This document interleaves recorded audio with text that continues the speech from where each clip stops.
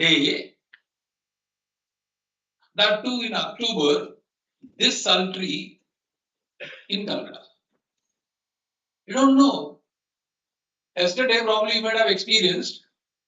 The morning it was so sultry, and suddenly there were showers. And again, it has become. This is not only happening in our place, it's happening throughout. You find that it was raining very heavily when it was not required by agriculturists in southern India, and now it has stopped.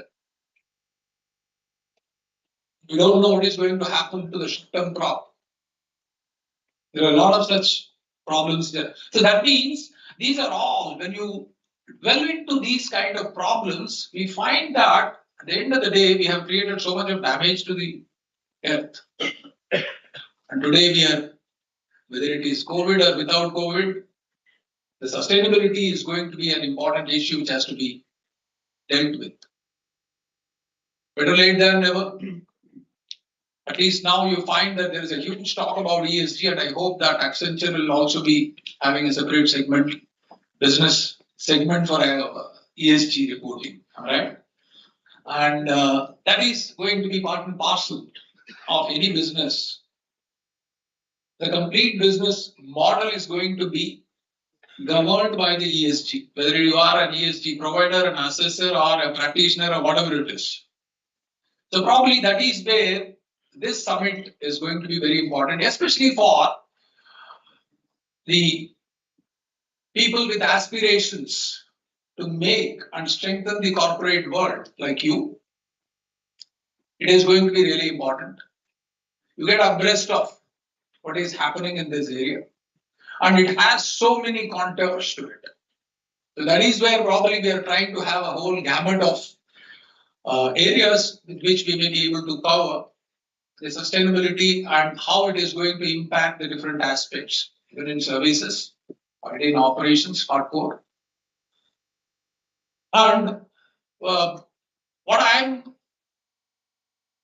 foreseeing is it is going to disturb the way in which business is operated. So probably till the time most of them get acclimatized with this, the overheads are going to shoot up. For example, in logistics, in shipping, they have certain now parameters which they want to achieve. Every shipping line is going to adhere to that. Because environmental degradation, whatever has happened, now they have to sustain it. They have to do something. Naturally, the shipping cost will go up till the time the scale happens. So these are the things. I'm just giving you a very tip of the iceberg.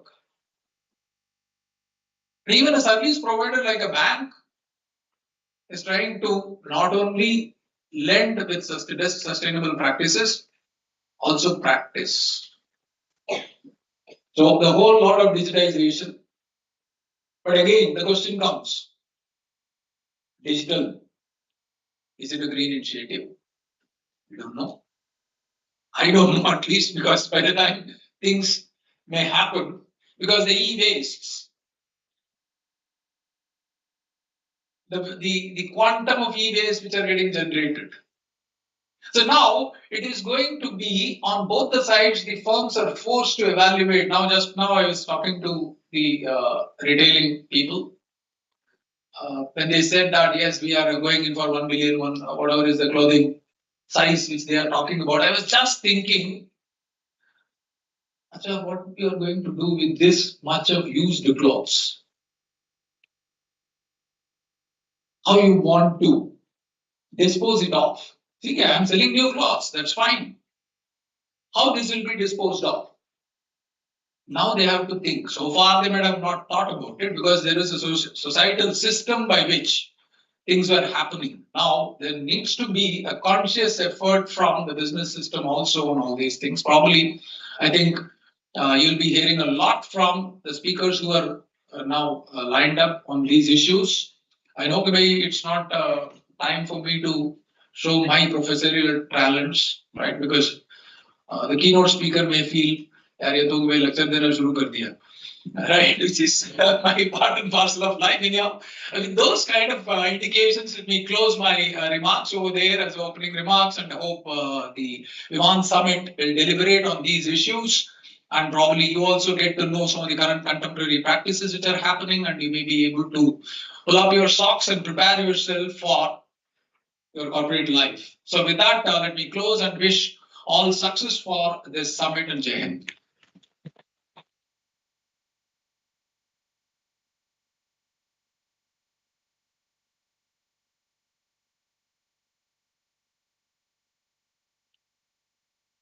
Thank you, sir.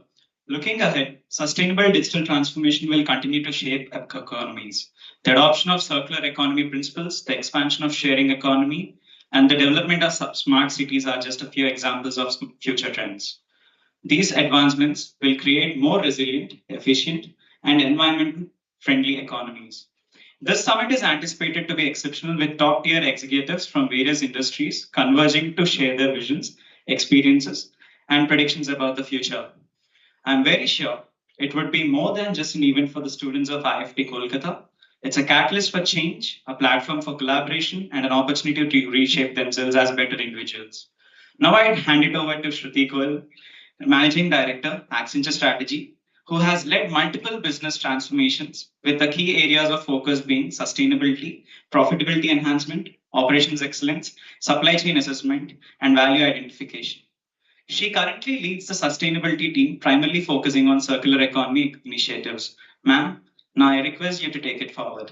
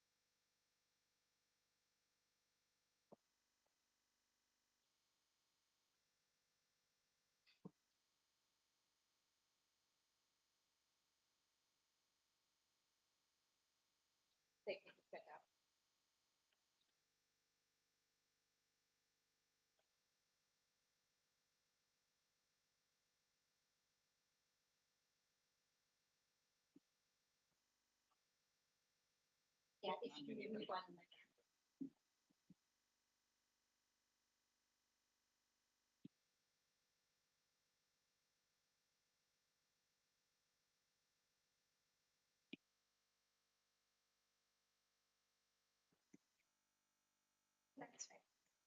Usually work after. Am I audible?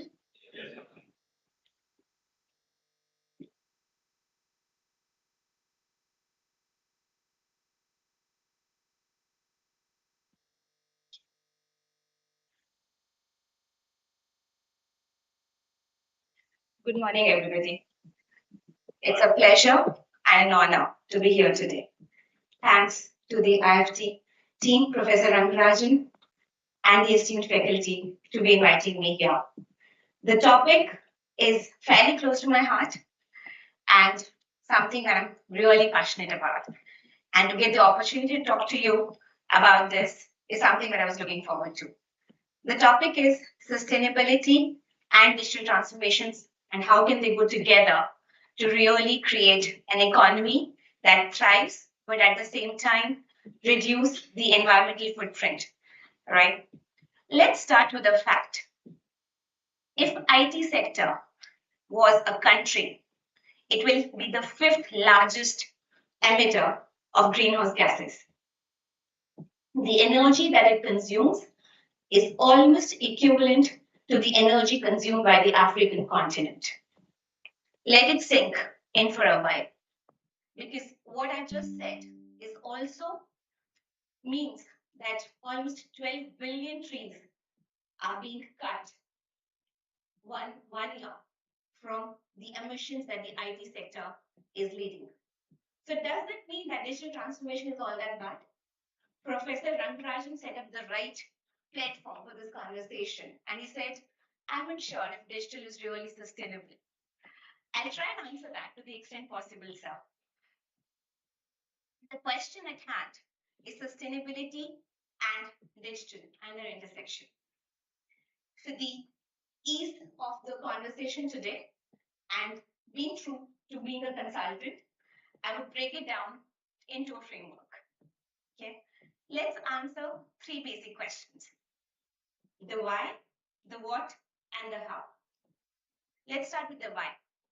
Why do we really need to care? Why did you choose the topic of sustainability? And why do you all are here today, listening to me about this topic? What? What are organizations doing? What is it that they have been doing well, and what can they do better? And how? The most important part is how, right? You can be in your classrooms thinking about strategy. We could be in our EC offices thinking about strategy. But how do you really implement that? And more importantly, and something that I want to leave you all with, how can you contribute? What is it that you can do in positions that you're today and the positions that you will be in the future to really make an impact, right? So the why, what, and the how. That's what I plan to cover in some time that we have today with us. Let's start with the why. Why do we care? The short answer is because we've not cared in the past. We've been busy. Busy with what? Busy with moving from being nomads, thinking about food safety and security, to coming to an agricultural revolution where we could really think about that food security, where we could ensure that we had enough food to start growing as a population. That growth in population meant that we need more natural resources. We needed as nations to ensure that there was enough for the people who were there in that country. That led to the whole aspect of colonization, that led to people going out there in search of natural resources, and that really also brought with it the war.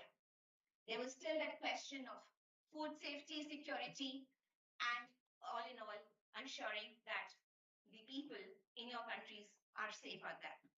Technology was more around mechanization and automation started coming in, but it was around the whole aspect of the World War I and the World War II. Most of the natural resources were really going into thinking about the ammunition and thinking about how do you really prepare for the wars. It is only after the post-World War II era, post-1945, that the economies really started to stabilize. The whole construct of GDP came in. Companies really started thinking about growing, and they had that stable manpower, the workforce, to be able to grow.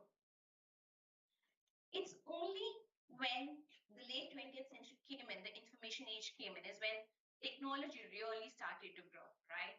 Many of you would have read about the Moore's law and how those first generation computers that will take pretty much what half of this auditorium have really shrunk into these smartphones that you have in your hands.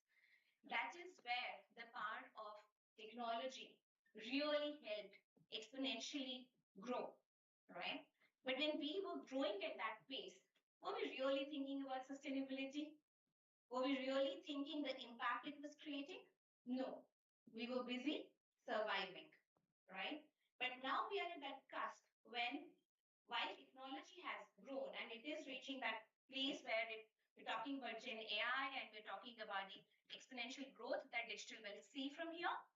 But at the same time, sustainability has really come into that forefront.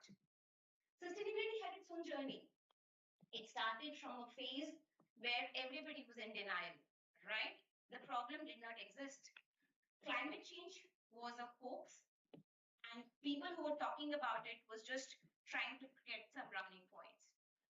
We all know about those big, large oil and gas companies who were really trying to think about this and lobby against climate change, right? They were funding in institutes and policies which would take funding away from actually thinking about climate change.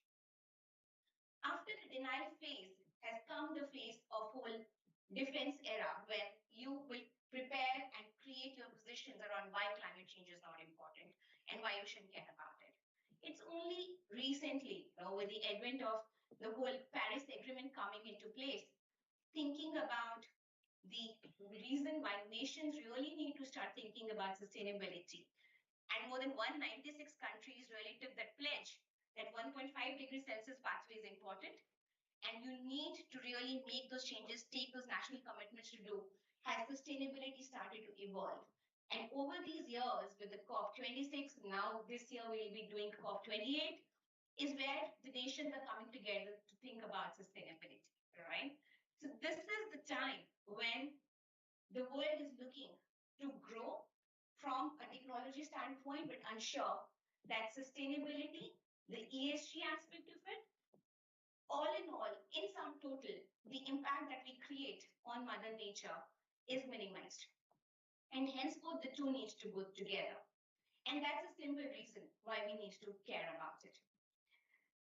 When you think about this, let's further think about sustainability and technology in two aspects. Yeah. The first is sustainability of technology. Right? And the second aspect is technology for sustainability. Yeah, with me? When we talk about sustainability of technology, what I'm trying to say is what's the impact that putting all these data centers, the servers, the IT hardware, etc., what kind of sustainable impact that creates, right? The emissions that they have and so on.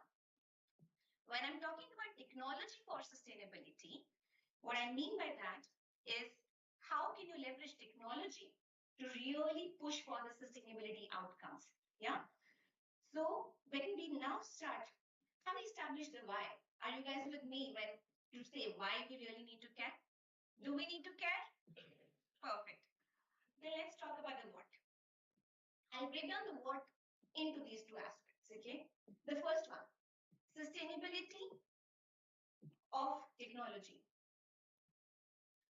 Do you know that data centers globally consume 1% of the global electricity? That's significant amount of emissions and energy that is being utilized just by the data centers. Okay? Think about companies like Google, the Amazon Web Services, Microsoft. Luckily, they have started to wake up to this whole problem that's out there, right? And they have started taking interventions. What have they done? Microsoft is exploring option of putting data centers under the sea. Because what is the biggest guzzler of energy and electricity in data centers? Can anybody tell me? The cooling, yeah? You have to keep the data centers cool. So if you can leverage the seawater to be able to do that, you're significantly taking away that electricity consumption that's needed for these data centers. So that's Microsoft. What's Google and Amazon doing? They have committed to transferring to 100% renewable energy in their portfolio by 2030, right? They've taken carbon neutral targets, but carbon neutral is very different from net zero, but that's for some other day. But why these companies are making this on one of the biggest hotspots, which is the data centers, companies have also started to wake up to the fact that there is embodied carbon in what you're buying. Okay. What do we mean by embodied carbon? Can anybody tell me?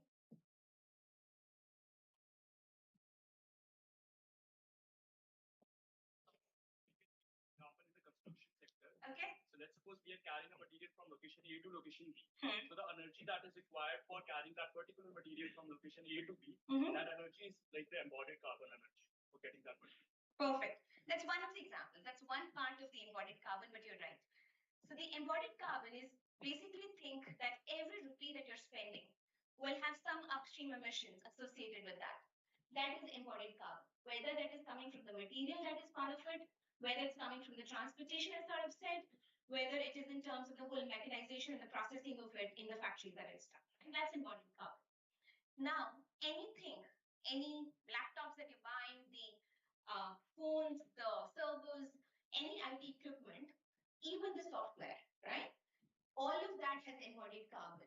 And companies have started working on understanding what is that embodied carbon footprint that is out there. Accenture does a lot of that for their clients and created those methodologies on that. The simple thing is that they are at least trying to understand what that is, right? Something that was not even considered, let's say 2 years ago, has started becoming part of the problem now. And that is another thing that the companies have started to do. They have started becoming more cognizant of what they're doing. What that leads to is another point that Professor Rangarajan raised around the whole e-waste. The quantum of e-waste that's generated globally is 57.4 million metric tons. Okay, that translates into roughly 7.6 kilograms of e-waste being generated by all of us. That's huge. What are companies doing?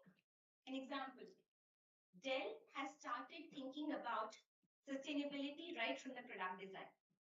They are really thinking about their laptops and their devices from a design principle where they're thinking about how can you start using, let's say, non-virgin materials, non-virgin plastic in the body of the laptop. They're starting to think about how can you disassemble the laptop more in a manner that you can reuse most of its components. And then they're ensuring that they're take-back programs, right? Have you heard about urban mining? Who knows about urban mining? Urban mining is a concept where basically all the precious metals and so on, which are embodied in these devices, if you start extracting that and reusing that, you are basically reducing the burden on mining. And the emissions footprint of mining as a sector is very, very high. So if you start thinking about the whole take-back, if you start thinking about urban mining, you're reducing that impact, right? So that is what Dell is doing. These are examples of how companies are trying to reduce their environment footprint. Is that all there is to sustainability? No? What is the ESG? What's S? Social. So when you think about social, it is about thinking about the impact of what you're doing on the communities around you, right? Microsoft is actually thinking about how the data centers that they set up, if they set up in remote locations, how will that really help in the people that are surrounding that, right? In their living standards and so on. And they're becoming conscious about that and creating programs around that. Another interesting example of how social aspects are being considered by these IT companies is what IBM is doing with its IBM Fairness 360-degree toolkit. We have all heard about AI. We all know AI has bias. Yeah. What this toolkit is trying to do is to actually detect and mitigate bias at every step of the AI development, right? What does it ensure? It tries to ensure that there is fairness in these AI algorithms, right? That those inherent biases are not preferring one part of the population and kind of creating challenges for the other part, right? So these are the ways in which you start thinking about sustainability of technology. Any questions? Any comments so far? We can look at the Q&A later as well. So, but that's one aspect of what organizations have been doing, especially companies which are more into the IT sector, more into digitalization and more into technology, right? The second aspect of it, the technology for sustainability, that is where there is a sweet spot, right? The first one is more where you're kind of mitigating the impacts. You continue to grow, but you're trying to mitigate the impacts of that by thinking about the whole sustainability lens. It's when you start thinking about technology for sustainability is where it starts to unlock the value, right? To keep it simple, because there are multiple examples, let's think about a supply chain. You will all will have an operations summit after, right? Most of you will understand the supply chain of a basic, let's say a basic manufacturer. Start with the design. When you think about design, there are technologies, for example, like 3D printing, right? Which have started to reduce the impact it will create on the whole prototyping, the lead time that it takes, and the waste associated with that. The other aspect of thinking about sustainability from a design standpoint is, as I was giving you an example of Dell, think about it from the customer-centric approach and try and understand where it will create an impact and how can you reduce that. A simple stat is that when you have designed a product, you've pretty much logged 80% of their emissions at that stage itself. The emissions that that product will have in its life cycle, pretty much 80% of that get logged when you have designed in terms of the choice of the material, because that will also determine how you're transporting it, how it will use, and so on. All right. So if you're designing it right and you use all the right technologies, whether it is your AR/VR technologies, whether it's 3D, etc., you're ensuring that footprint is getting reduced. Second, manufacturing.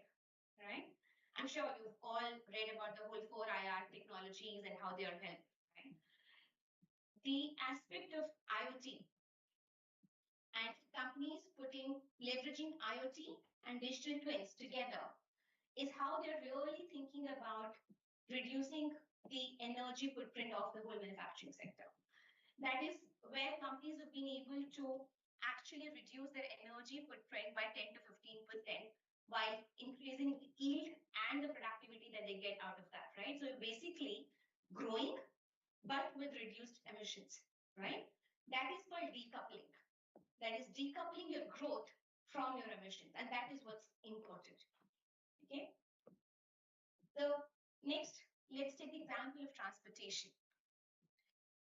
EVs, you're all familiar with. That's something that we're all waiting to happen in a big way. We're all waiting for the hydrogen cells to come and so on, right? There are simpler things that organizations are doing, especially from a digital standpoint, right? You would have all by now, or maybe subsequently in operations classes, will study about route optimization. Yeah, route optimization is where you're trying to ensure there is load consolidation happening. There is aspects of ensuring that the truck that's going from point A to point B is not coming up back empty, and so on, right? All in all, what it does, it reduces the kilometers driven, yeah? And that means less fuel, that means less emissions out there. Henceforth, it is again an example where you're using digital and technology to get sustainability outcomes.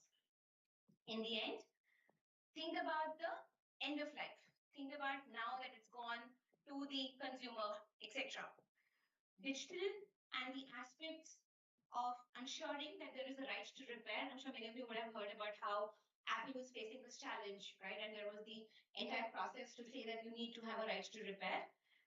As Indians, we are very familiar with it, right? We know how to repair our stuff, and that is why we've been that whole frugality, but I think it was more the sustainability mindset kind of ingrained in us. But being able to do that, leveraging technology, being able to put the toolkits in the hand of the user to be able to solve those problems is also how you are using digital. It is also about thinking in terms of the whole aspect of take-back programs, right? Because now with digital, you can ensure that there are take-backs happening. And it's not about the take-back will happen or make sense only for the large, big value items. One of the pieces of work that we did recently was with a life sciences company. It's a company that makes insulin pens, right, for diabetes patients.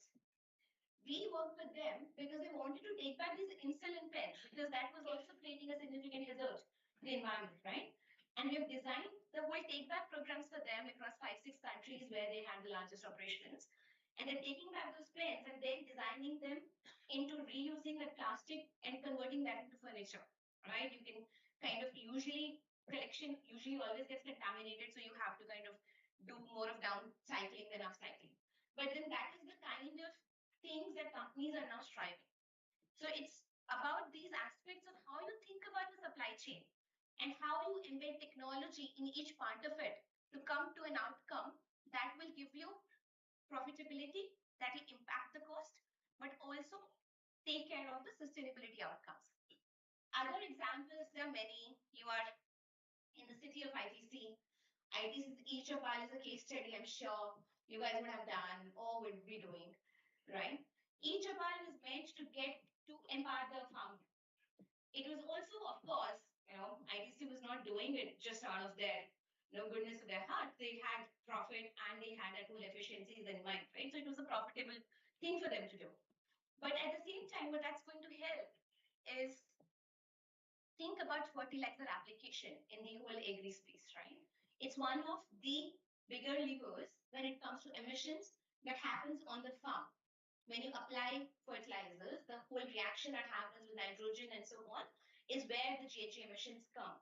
And being able to manage and ensure that the fertilizer application is precise will reduce the emissions that will happen, right?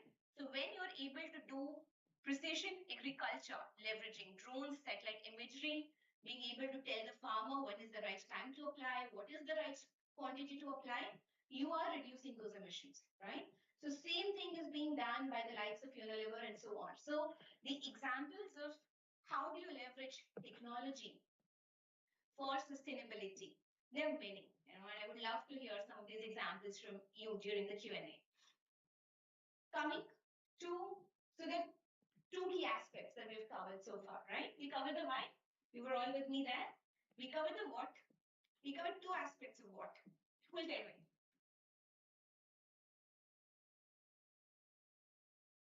Sorry, I'll have to say either in unison or one person.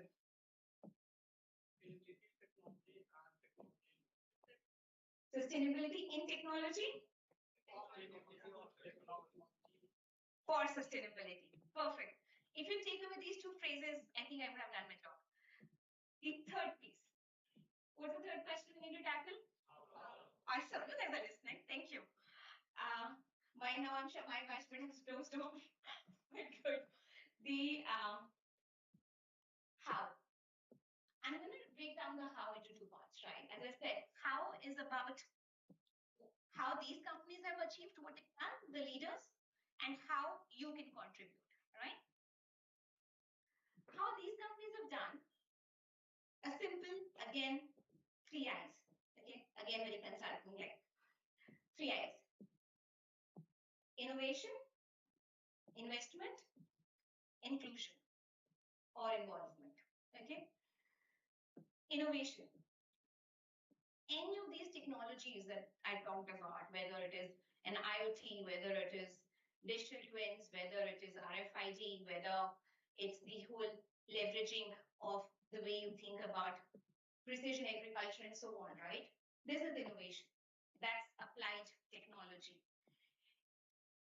The key of how you make this innovation successful and how you ensure that there is a higher success with this is where companies are increasingly moving towards design thinking as a construct. Right? I've used that terminology multiple times in the last few minutes. Can somebody tell me what's design thinking? Is that something that you guys are learning? Yeah? What's design thinking? Yes. A human-centric approach towards bringing and designing an innovation, right? What does that human-centric approach really imply? It implies that instead of selling and creating some cool gadgets and something that is just new and functional, you try and actually solve the need of the person that you're trying to sell that technology to, right? You need to have that person in the center of your design when you do that. The moment you do that, you're basically creating efficiency in the whole design process. And that is where you would think about ideas. And there is this whole aspect of innovation where you are kind of branching out and then converging, right? I'm sure you would have read about these rhombuses. So that is what leads to that whole aspect of innovation. That is where you think about ideas, no idea is bad, and then you bring in and you narrow down through an iterative process into the idea that you need to solve for. That's innovation. That's been crux of this. The second I, investment. Companies for significant amount of time have thought about sustainability as a cost. It's something they have to do because the government is asking them to do. CSR is also considered a burden by some, right? The leaders, on the other hand, are the ones who realized that this investment actually pays off. There was a study that we did with a database of some 8,000 companies where we correlated their ESG performance to their financial performance. Yeah, we did that over a period of 5 years. As we took a 5-year data and we did that study. And what we realized was that companies which have high ESG performance, which are like the outperformers on ESG, actually have much better financial returns. They have better return on the shareholder value. They have better operating margins. Yeah. That one study, it's a point in time study for that 5 years, but we repeated it twice and still worked out. All in all, market gives you the premium when you start thinking about actually doing the investments for the aspects of ESG or sustainability, right? That is where there are companies which understand that sustainability is not a short-term thing. It is something that would require you to be investing for a 10-year, 15-year period, but that is when you will see the benefits, and that is how you will really understand the difference. So that whole investment is something that the organizations are starting to do. Something that companies have started to explore there is the whole aspect of internal carbon price, okay? Which is where you start to think about that any investment that you're doing for any capital investments, thinking about the power plant, the setting up of the plants, the equipment, and so on, they actually have not just a financial cost, but also an embodied carbon cost to it. If you add that into the mix of the decision making, you're bringing in the ESG-led projects in line with your financial projects. Interestingly, yesterday when I was coming from on the flight from Gurgaon to here, I didn't realize that the person who was sitting next to me was looking at the notes I was preparing for the speech today. And because he got interested because he saw sustainability and sustainability, it's like, okay, what do you do? And we got talking. And this guy was the sustainability lead for Rolls-Royce in Singapore. And okay, that's interesting because this is the first time in whatever time that I've traveled that I've actually been sitting across another sustainability professional. I think the likes of us are still very rare. So this person is talking to me about the whole reason of why what they are trying to do and why he can't find the funds and he can't convince people because it's difficult to make a business case and so on. And imagine a company like Rolls-Royce struggling with that. I'm thinking in my head, dude, if you're not going to do it, how do you expect the others to be doing it? But all in all, that is where we're talking about the whole internal carbon price because we're talking to another Indian automotive company on the same thing because that's a real struggle. Because while there would be sustainability professionals who understand the reasons for doing it, there'll be the naysayers. There'll be the ones who'll be saying, this is not going to give me the ROI. This is not going to give me what I need to do. This is not going to add to my profitability for the quarter, right? But that's where that investment piece becomes important. You need to think about long term. Third, involvement, inclusion, right? It is about bringing your people together. The biggest fear when Gen AI came, what was that? Lots of jobs. Yeah. Imagine being in these organizations which are going really heavy on the whole investments around Gen AI and so on, right? There is fear. There is fear that what I'm doing today will not be relevant tomorrow. There will be this technology which will come in and take away what I'm going to do. My value will decrease. And the moment you take away that fear, the moment you tell the employees that you need to upskill yourself, you need to become familiar with this technology, you need to make it a friend, right? The power of human ingenuity combined with this technology is what will do magic. And that is where the whole aspect of upskilling, creating thought capital, creating training programs really comes in. That is where you bring together the ability to really unlock that value, right? That is the whole aspect of involvement. So those were the three things that companies have been doing in terms of really thinking about and taking technology and sustainability hand in hand. Lastly, what can you do or how can you contribute? First one, again, 3 C's. Okay? First one, conscious consumerism. Yeah. Each one of you is a consumer of a digital product and a digital service. right? These huge corporates are selling to you, right? If you start being conscious about where you are placing your rupee, these companies will have to follow that. Yeah. You have the power to send that green signal, that green demand signal that's needed for these companies. That is the first trigger point. Yeah. And along with that, of course, you will have to be comfortable paying a green premium, but knowing that that green premium is going to come down the moment you enable scale. Yeah.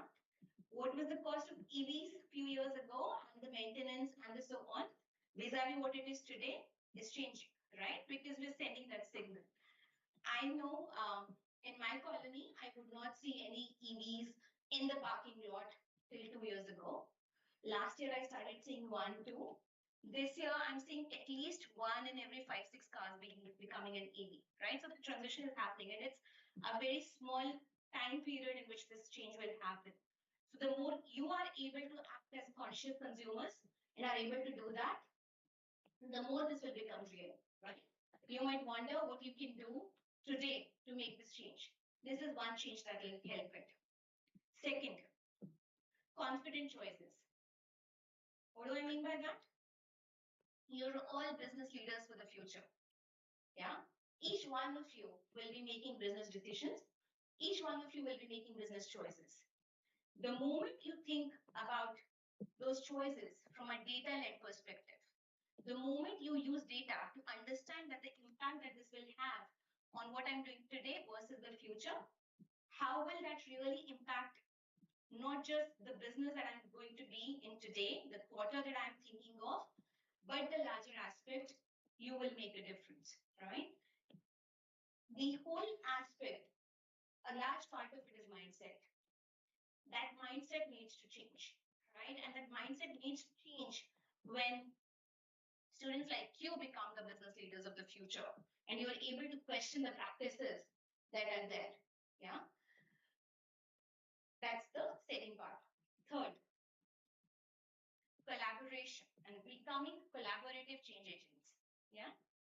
Organizing forums like this is a great starting point. This is where you're coming together to say, what is it that we can do? How can we understand what needs to be done and then take it and really promote it outside, right? I'm sure you'll have at least one or two takeaways from all the Gyan I've given you today.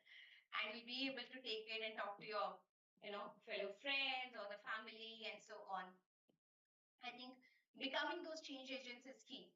One of you was commenting that they saw my son on LinkedIn talking about the whole aspect of sustainability and what they can do. 6 years. Okay. So catch them early. That's what I follow. So you guys are late, but not so late. So good going, right?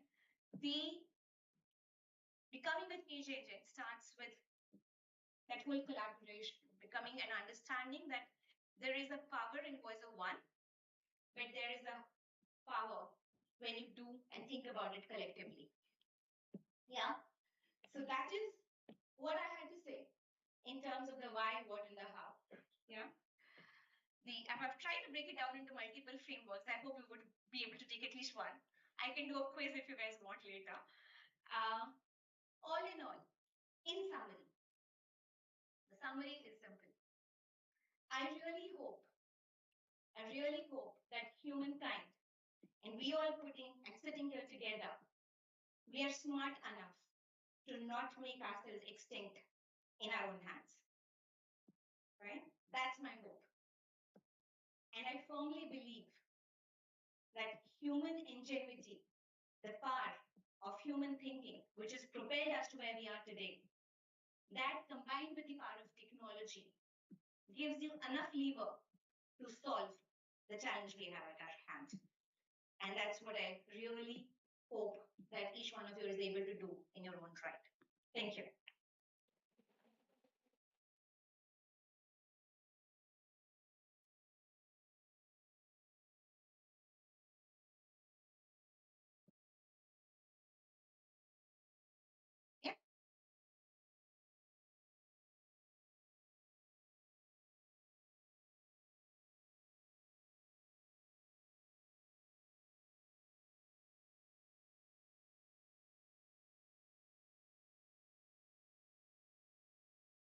Good afternoon, ma'am. I'm Kavya Johari.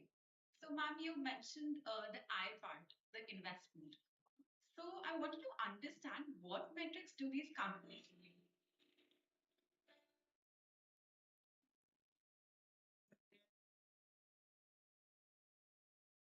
To understand what metrics do these companies use to understand the potential return of the investment they're going to make in these sustainable initiatives or projects?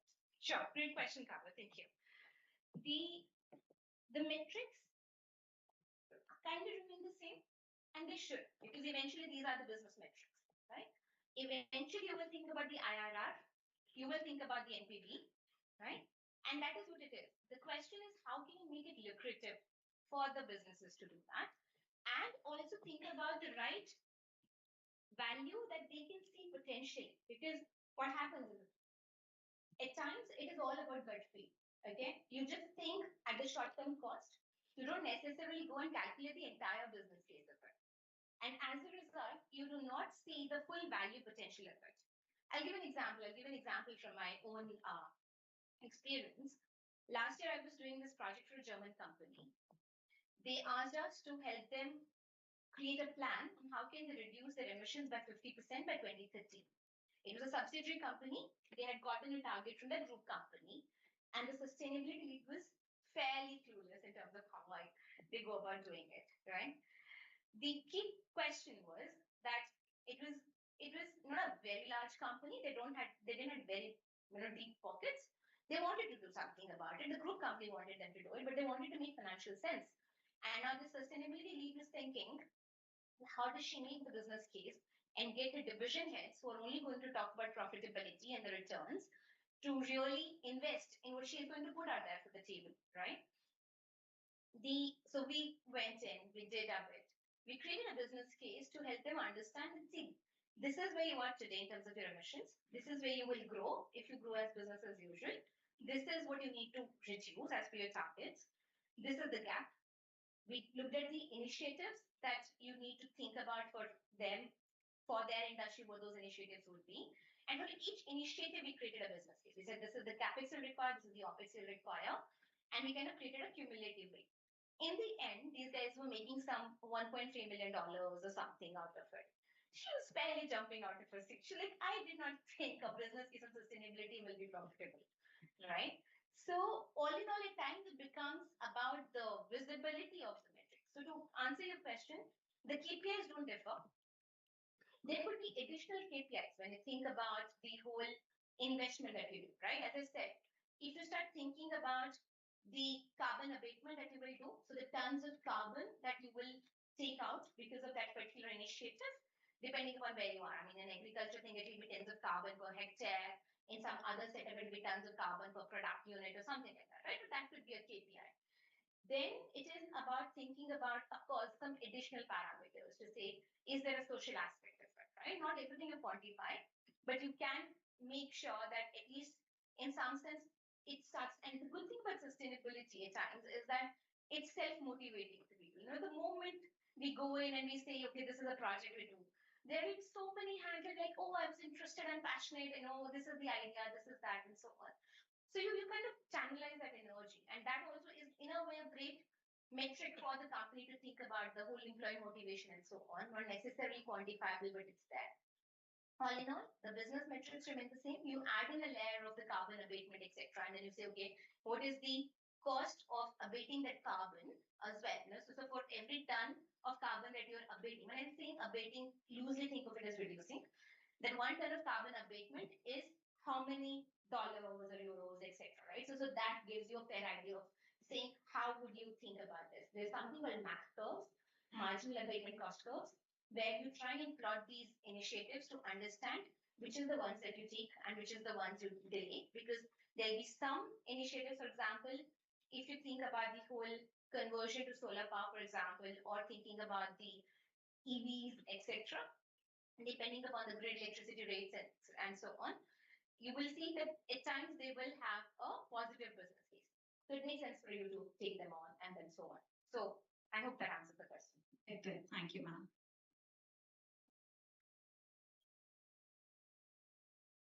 Good morning, ma'am. I'm Vishwaraj Jaiswal.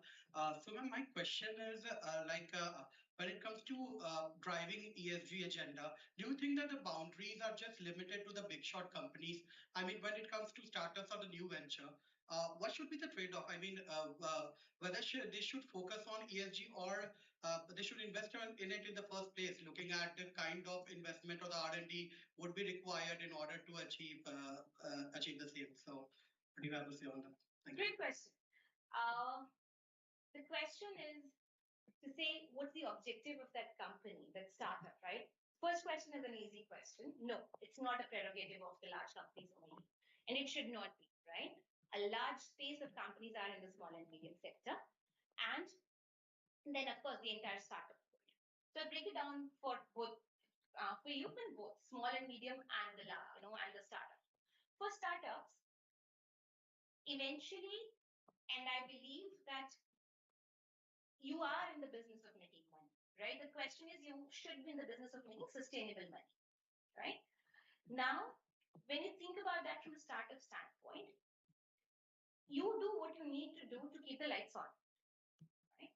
If your business model is such that you have realized that there is potential of being able to capture that green premium that I was talking about, and hence what you want to pivot your business model to the way that it will give you better financial returns by being able to help you open a new market segment, by able to help you think about a better investment flow that you can get, because many PE firms are thinking about the ESG investments and so on. In that sense, then it makes sense for you to pivot now, right? Or you think about pivoting when the scale allows you to do that, right?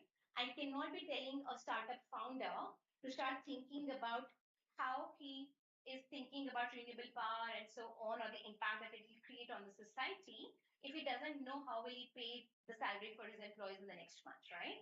So there is that balance, that trade-off. If the business model itself is such that you're thinking about, or you're leveraging the part of how everybody is talking about ESG right now, I mean, right from your shampoos to soaps, and everybody is talking about sustainability these days, right? Which wasn't really the case like 6 months ago also. So that is where you need to, for the startups, it makes sense if it is part of inherently their business model. That's what I'm trying to say. When it comes to small and medium enterprises, story is slightly different. The story is different because for them, there is a significant potential and upside if they're able to show that they are more sustainable than their competition, because the companies that they're selling, especially if they're in a B2B business, okay, the companies, these big shots are, there is this concept of scope 3 emissions, all right? You might have heard about it or you'll study about that. But that concept is driving these companies to think about sustainable procurement, right? And then there is this whole regulations that are coming into the European markets around the CSRDs, the CBAM, and so on, right? And what that means is that the companies here today, which would not have thought about sustainability, which would not have thought about ESG, are being forced to think by these companies, right? They also understand that if they're able to show that entire view on sustainability or ESG, they are able to, they have the potential to gain a larger market share, a larger share of the wallet of the parent company or their larger target company that they're thinking about, right? Henceforth, it makes sense for them from that perspective. So for them, if it's a stable business which can think about shifting to some degree, it will make sense for them. Without naming a client, it's a very similar conversation I was only having yesterday on my way from my home to the airport, talking to a client and telling them that this is the plan. And like, okay, but we deal with these small companies, and eventually it will come to the fact that they will have to tell this company, these small, and medium-sized enterprises, that if you're not doing this, I will not buy from you because I need to meet my targets because my customer is asking me to meet these targets. Yeah. So that is where it plays differently for a small and medium enterprise versus a startup. Yeah. Thank you. And there's some questions there. Can we take it to that? Yeah, we take it. Good morning, ma'am. On one side, we are talking about technologies which help sustainability like IoT and 3D printing. But on the other side, we have technologies like generative AI, which use large language models and blockchain, which require huge compute power and resources, which are not so sustainable. So this trade-off is very difficult for where companies always try to increase their profits, while consumers always want their products to be affordable. This is my first question. My follow-up question is sustainable products are slightly high priced compared to general products, where educated consumers are now willing to pay that premium, but majority of consumers will not have that capacity to pay that premium. What are companies doing to address this particular issue of pricing? The first question, it's matter of time. Yeah. Eventually, when we thought about the computers, they were fairly, those first generation computers and what followed were fairly guzzling in terms of energy and so on, right? They were energy guzzlers. It's how the whole revolution in technology has changed the Moore's law and the way microprocessors follow that. It's shifted. It's now come to a place where you can think about these energy efficient devices, that will run on this battery for 4 hours, 5 hours, and so on. So to answer your question, that each technology will have a certain life cycle, right? It's the way it's growing. So there are these benefits of it where that will outrun probably the energy that it's consuming today and so on. And that is where, if you think about a Gen AI setup, which is on a certain cloud, and that cloud is being, let's say it's a Microsoft cloud, which is under the sea, right? Then you're negating that. So it's almost like creating that chain, that value chain in a manner, and you have to think about it systematically, not at one point of it, but the entire value chain to see how will you then mitigate, right? So then all these partners need to come together. The ecosystem needs to come together to be able to tackle this. We can't say that just because GenAI has fairly high requirements when it comes to energy, or whether it's blockchain, which has the same kind of challenges, that you do away with them, right? That is where that balance is. There will be others which are coming up where that balance has been created and you start leveraging them. And then these are the ones where the further investment and so on will come in. And somebody will be able to solve that, right? That is where the whole carbon capture and the carbon removal technologies, we didn't really talk about that, but that's also the other space where this has to happen, right? The 51 gigatons that we're putting in the air every year, you cannot solve for it just by abatement. You will have to think about carbon removal. And those technologies need to play a part there, right? That was the first one. The second question on the product premium, and that's a reality. That's a reality of the market, right? You cannot change that. The question is, it's a vicious cycle. It has to start somewhere, and that is where it starts with an awareness, right? That's where it starts to say that do you really, let's take fast fashion, for example, right? You may have a certain budget and you say, okay, every month I'm going to spend, let's say, 2,000 rupees on clothing. Now, do you really want to buy 10 t-shirts which cost you 200 rupees and want to throw that off and then you want to have a new wardrobe every other month?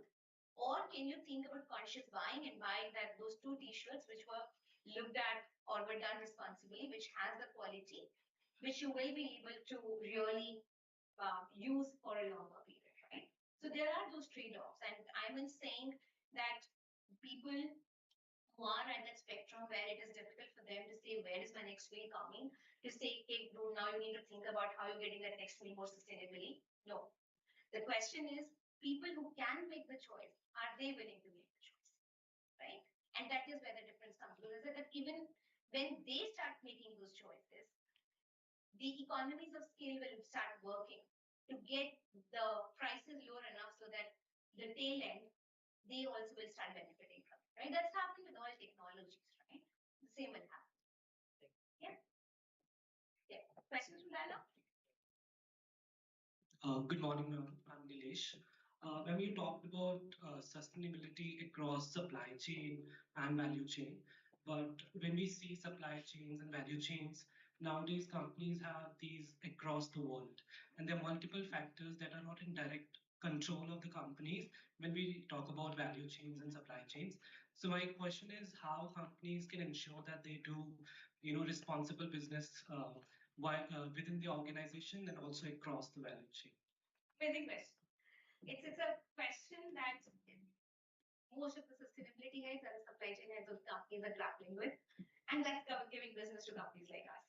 So the simple thing is, one, there are these protocols that have been defined, which make a company accountable for their supply chain emissions, right? When I was talking about scope 3 emissions, that's what I was referring to. For some of you who might not have understood or know the concept of carbon accounting, carbon accounting is something, let's say, similar to financial accounting. Say that there are these certain protocols and which are you to do about it. There are 3 scopes, scope 1, 2, and 3. Yeah, scope 1 and 2 is basically in the operational control of the company. That's where what they are emitting directly through scope 1 or scope 2 through their electricity comes. And scope 3 is that value chain emissions. Okay. Now, when companies have started to take targets, which are science-based targets, there is a consortium called Science-Based Target Initiative. Companies, that consortium basically is looking at the validity of the targets and the claims that these companies are making. And they validate leveraging science and how much the part of carbon emission reduction has to be to say whether what you're saying is in line with what science requires it to be. Okay. As for that, a company which wants to go to a net zero target by 2050, which is the requirement and which is kind of the mandate as per the Paris Agreement, you have to reduce emissions by 90%. Okay. When you think about that 90% view, there are the scope 3 has within it some 15 odd subcategories, and these 15 subcategories basically need you to calculate the emissions of an aspect right down from your purchase goods and services, which is all things that you're buying, to things like the transport, upstream transport, downstream transport, to your employee travel, to your business travel, to your leased assets, to the emissions from your financial assets, and so on, right? So there are these various categories. Now, when you start accounting for that, you then are able to give a picture to this company that despite whatever scale that they are, the larger the scale, the quantum, the complexity of getting the data and solving to say that this is your emissions footprint becomes significantly huge, but you still have to do it, right? And you will use the data, you will use proxies and so on, but you will get to a certain number. Then you start to say that what of it is in your control and what of it is in control of somebody else. Okay. And these protocols allow you that freedom to say that what is in your control, what are the levers that you can take. And then there are these other aspects where you can either set up a supplier engagement target or a customer engagement target. Okay.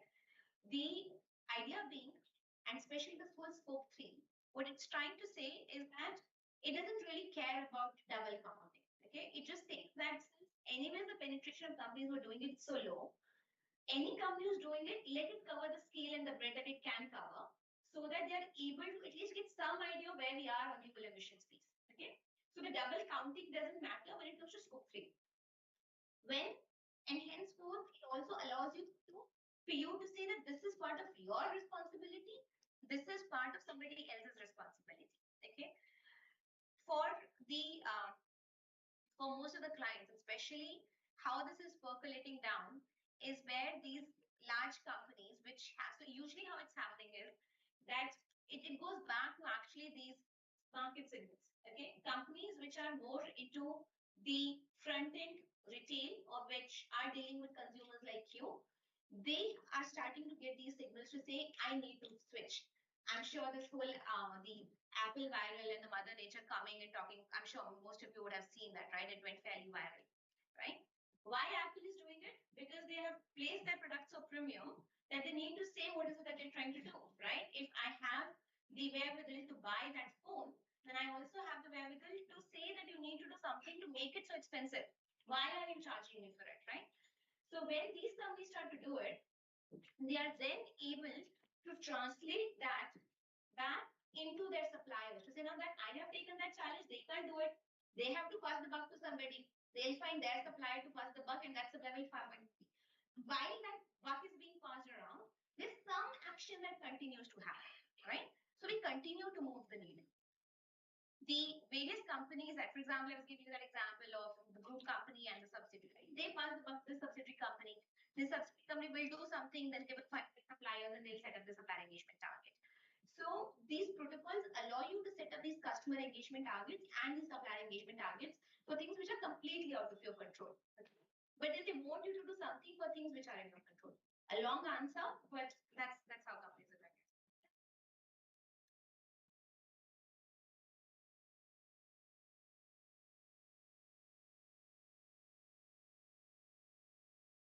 Morning, ma'am. I'm Harshal Vasodia. Harshal Vasodia from the batch of 25. Ma'am, as we all know, sustainability and the concept of it was first introduced in the first world countries, which are the set of rich countries, or you can say the developed nations. And India, being a developing nation, on the part to one of the fastest growing nations. Now, don't you think that along with the what, why, and how, even the when matters, that when is the right time for a country or economies across the world to actually develop strict sustainable laws so that they can actually implement those laws and come on the right path to become the leading nation in sustainability. Absolutely, absolutely. The when matters, and the when matters significantly when the problem is right around the corner. Okay, we've been talking about this decade to deliver. Started in 2020, 3 years have gone by. Have we delivered? No. Yeah.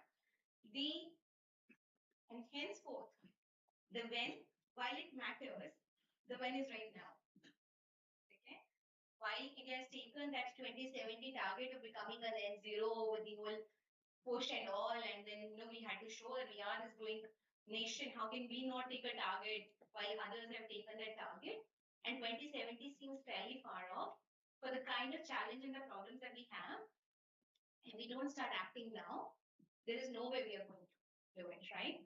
One report that I will strongly encourage each of you to read is the Intergovernmental Panel report on climate change, the IPCC report. Okay, the IPCC report is published every year, and it talks about the imminent climate change that's going to happen.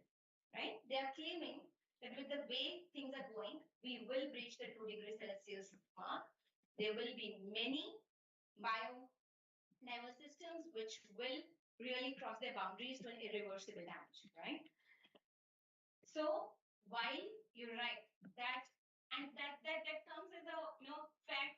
question fair amount of time, but is it fair to put the burden on a country like India where people have not even started enjoying the benefits of electricity, forget really shifting them to renewable power?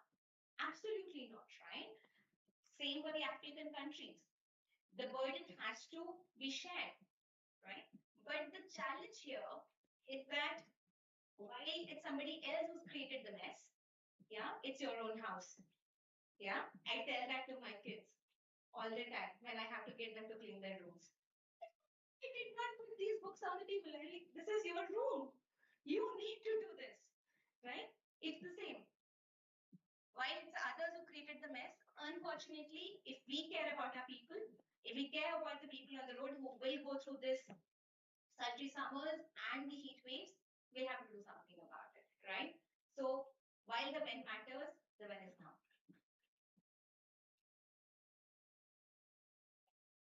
Somebody have to keep a time check. Yeah. I'm happy to answer questions as many as possible. Time will take one.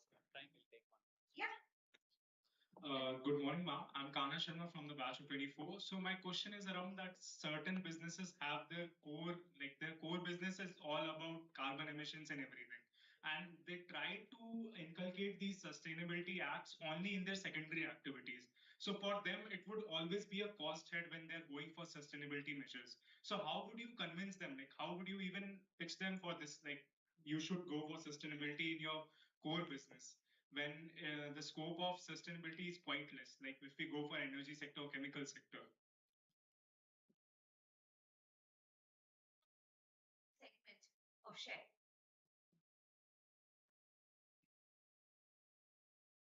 Their renewable energy portfolio. Yeah. Why are they making that shift? But the core business is in like, oil there is a challenge of license to operate. Yeah, that's the reason enough for them to make sure. For these companies which are in the hard to abate sectors, they will take time. They will find it difficult. They have to do it. Right? That is where the whole aspect of regulation comes in.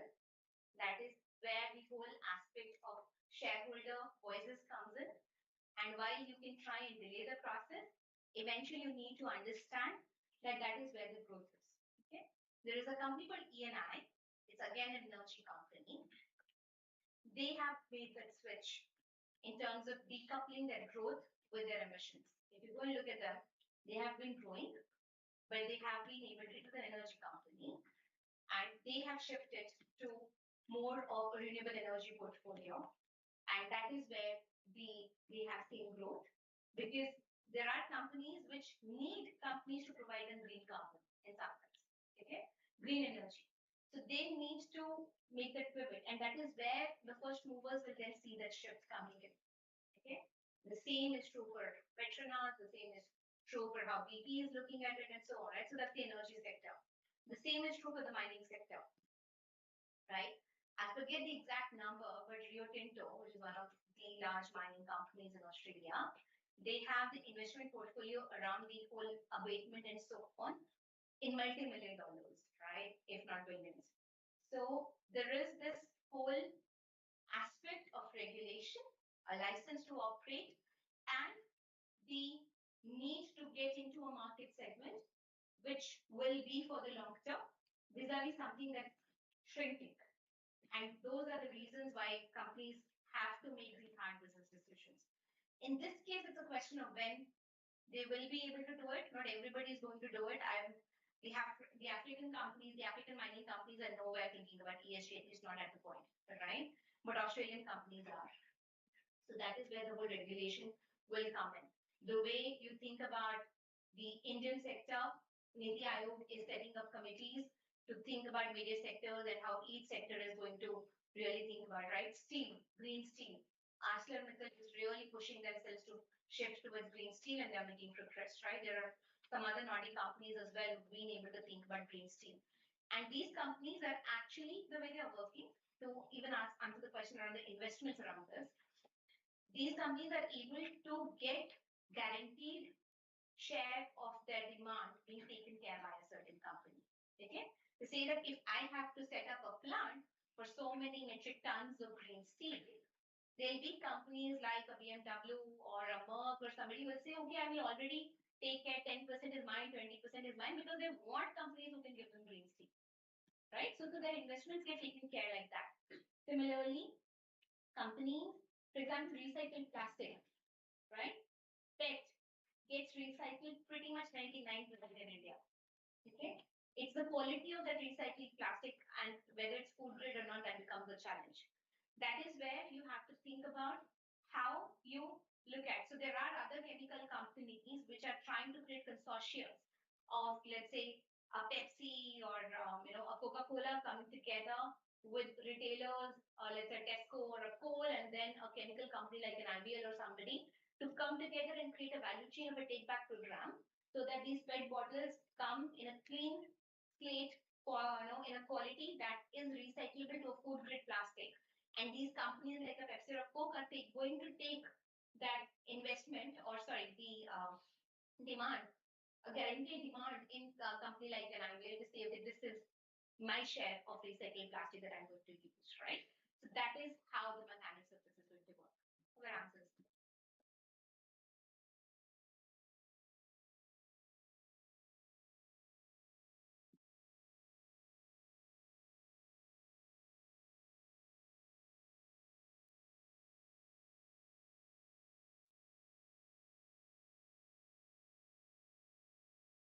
Thank you so much, ma'am, for that session. We really learned a lot. It started off with the fact, is digital transformation really bad? And then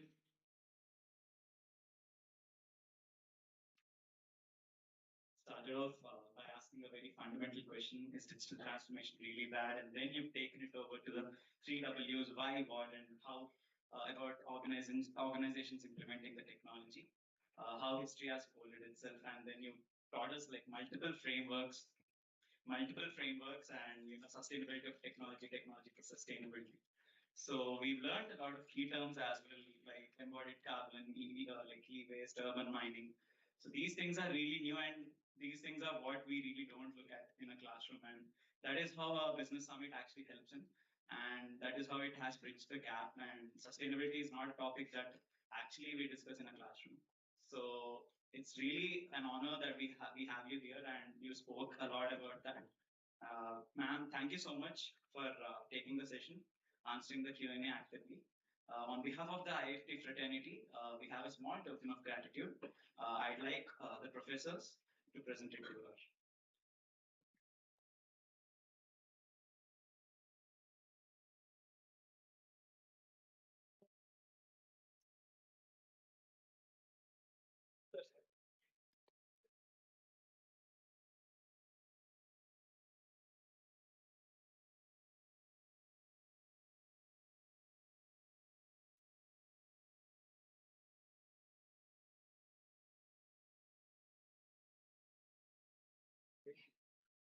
Yeah, she can.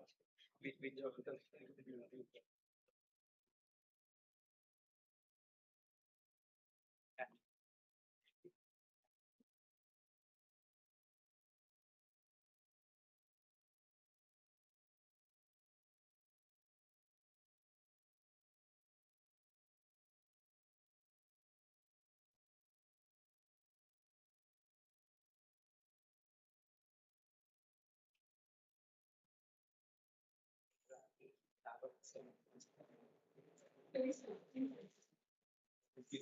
Sure.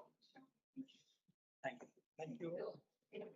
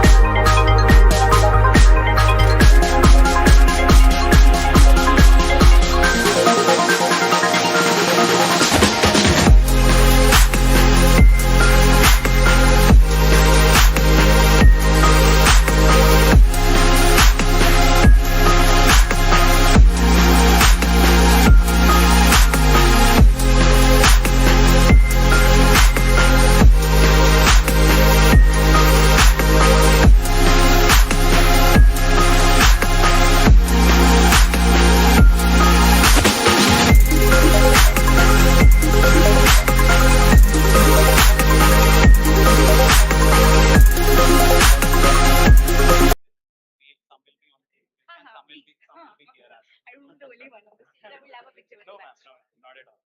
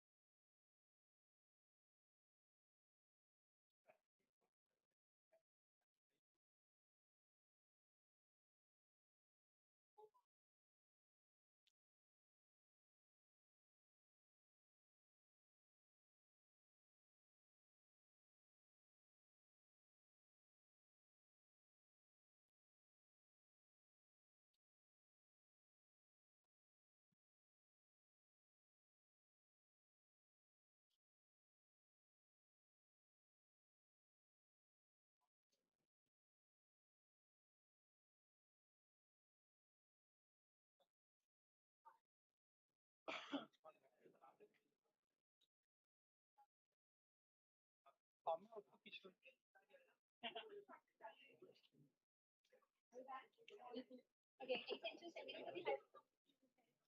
Accent.